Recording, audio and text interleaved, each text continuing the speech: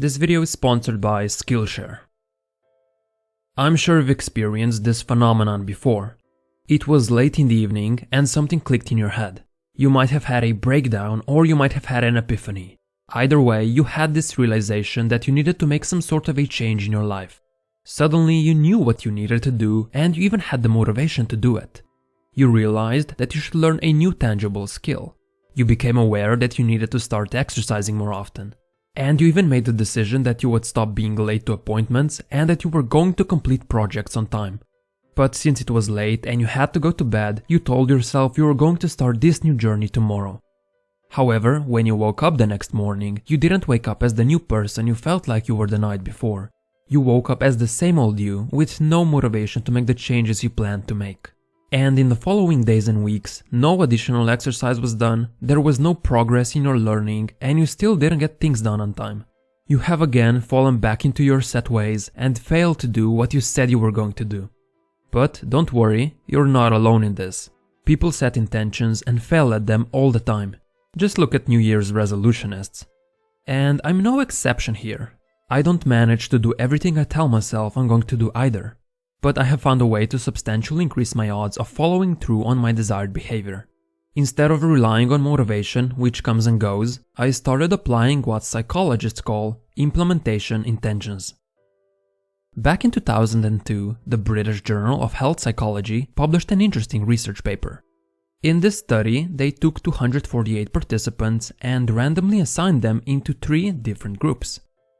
The first group was the control group. They were only asked to track how often they exercised over the next 2 weeks.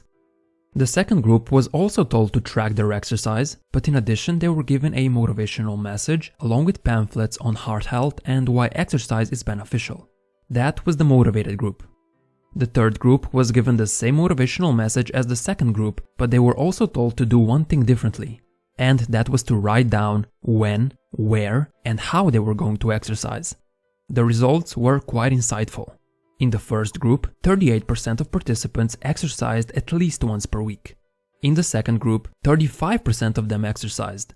It appears that the provided motivation basically had no effect on their actions.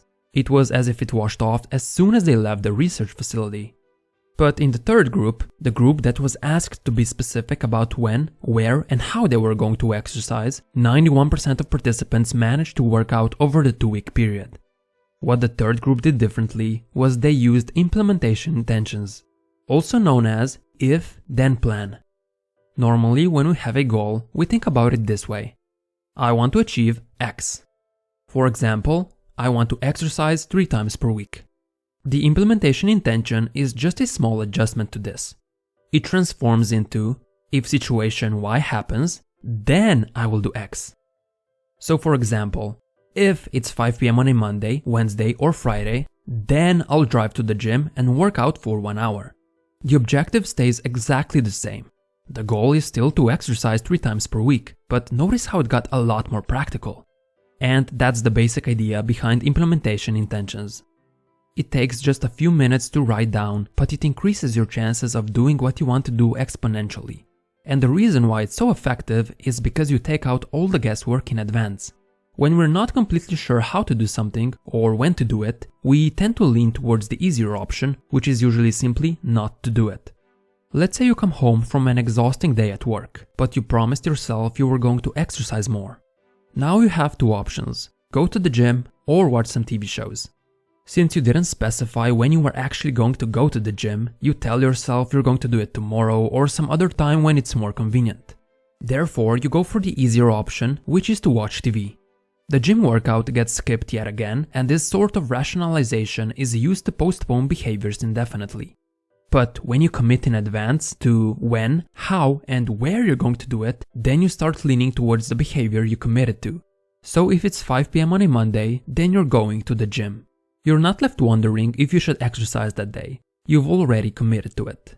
And if it's 7 p.m. on a Tuesday, you're also not wondering if now is a convenient time to go. You've already determined that you don't exercise at that day and time. This way of doing things has been proven to be extremely effective in over 100 different studies. So it's pretty conclusive. If you want to do something, you should use implementation intentions. But what will increase your chances even further is incorporating coping plans. Coping plans are a specific strategy you follow whenever you encounter an obstacle. They act as a plan B. They also follow almost the exact same pattern and they look like this. If obstacle Y occurs, then I will do X to overcome it. This forces you to think about the potential difficulties you'll eventually have to face, and when they do occur, you're ready for them. Let's go back to our exercise example. It's 5 p.m. on a Monday and your implementation intention says you need to go to the gym. However, your boss asked you to work overtime till 6 p.m. today. Your implementation intention has just encountered an obstacle and you can't follow through on it. But because you were smart and you anticipated potential overtime in advance, you already had a plan B ready. Here's the 2 coping plans you came up with for this exact situation. If I have to work till 6 p.m., then I'll go to the gym at 6:30 p.m. But if I have to work past 6:30 p.m., then I'll go to the gym the next day. Again, you're not left wondering if you should go to the gym, if you should skip it altogether, or if you should go some other day. You've already figured it out in advance. So in this case, you know that today you're going to the gym at 6:30. Simple and straightforward. Just to show you how powerful coping plans actually are, let me introduce you to another research paper. Participants of this study were all patients with heart problems. They were just finishing up their rehab, during which they were doing regular physical exercise as part of the treatment. But after the rehab was over, the researchers decided to split the participants into 3 groups. Each group was given different instructions on how to proceed with their exercise.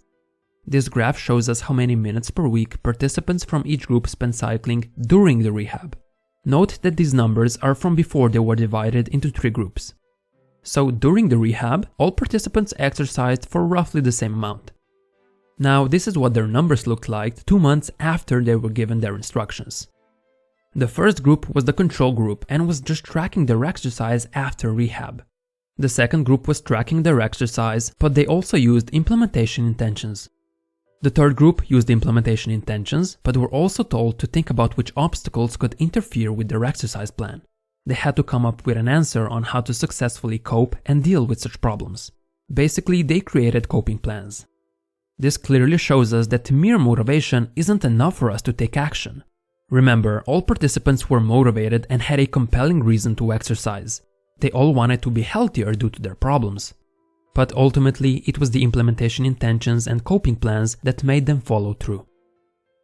Sure, motivation can make things easier. But if you always wait for motivation to strike whenever you decide to do something, then you probably won't get as much done. There will be days when you're tired, your back hurts, you're not in the mood, etc. These kind of days are normal and you shouldn't beat yourself up if you can't push through. However, when you don't do something you tell yourself you're going to do, you end up feeling guilty. And this guilt then ruins other parts of your day, such as leisure time. Let's say that you should be studying for an exam, but you're not in the mood, so you go watch a Netflix series instead. What will probably end up happening is you're not going to enjoy watching it as much as you normally would. Instead, your conscience will begin eating you up for not doing what you should be doing.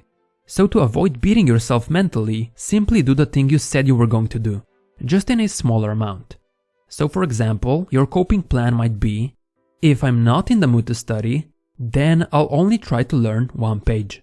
Or, if I'm too tired to study, then I'll only read through the notes.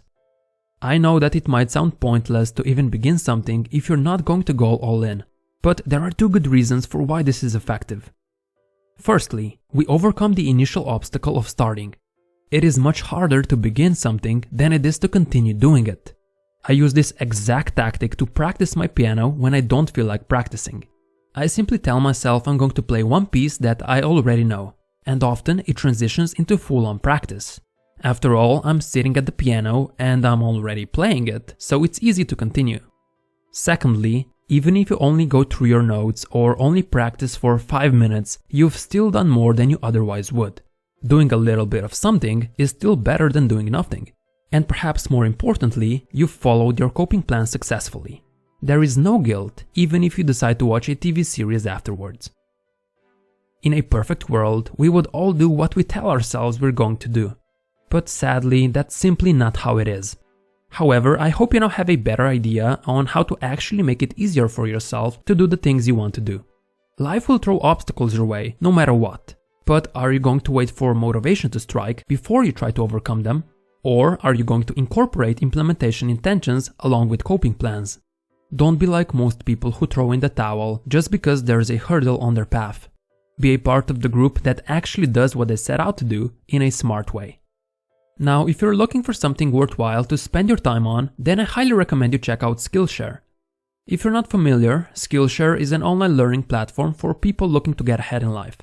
It's kinda like Netflix, but it's specifically designed for learning.